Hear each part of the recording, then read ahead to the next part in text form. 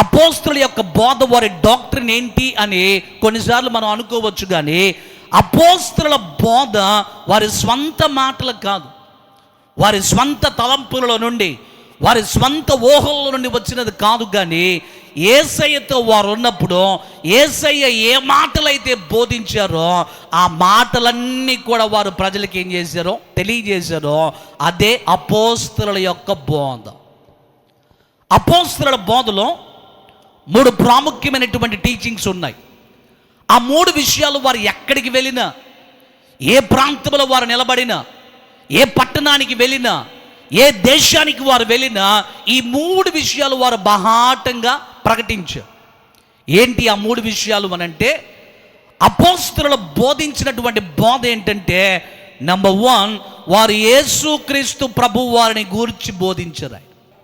యేసు ప్రభు వారి యొక్క జీవితాన్ని గురించి, యేసయ్య దేవుని కుమారుడు అని, యేసయ్య పాపము లేనటువంటి వాడు అని, యేసు ప్రభు వారు పరిశుద్ధుడు అని, ఆయన దేవుని గొర్రెపిల్లగా ఈ లోకానికి వచ్చాడు అని, మన పాపముల కొరకై ఆయన తన ప్రాణమును పెట్టడానికి వచ్చి మన కొరకు ప్రాణం పెట్టాడు అని, ఎక్కడికి వెళ్ళినా యేసయ్య మంచి జీవితాన్ని గురించి, యేసయ్య మరణాన్ని గురించి, యేసయ్య పునరుద్ధానమును గురించి అపోస్తలులు ఏం చేశారో బోధించి.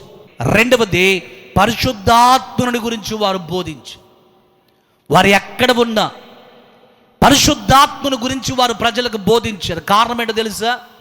యేసు ప్రభు వారు ఈ భూమి మీద జీవించిన కాలంలో శిష్యులతో అన్నాడు కదా, శిష్యులారా, నేను నా తండ్రి దగ్గరికి తిరిగి వెళ్తా ఉన్నాను, నేను వెళ్ళిన తర్వాత ఆదరణకర్తను ప్రభువారు మీ దగ్గరకు పంపిస్తాడు, పరిశుద్ధాత్ముడు మీ దగ్గరకు వస్తాడు.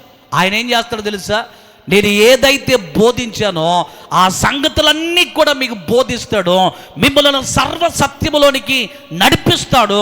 కాబట్టి మీరు పరిశుద్ధాత్ముని కొరకు కనిపెట్టండి అని శిష్యులతో ప్రభువారు మాట్లాడాడు.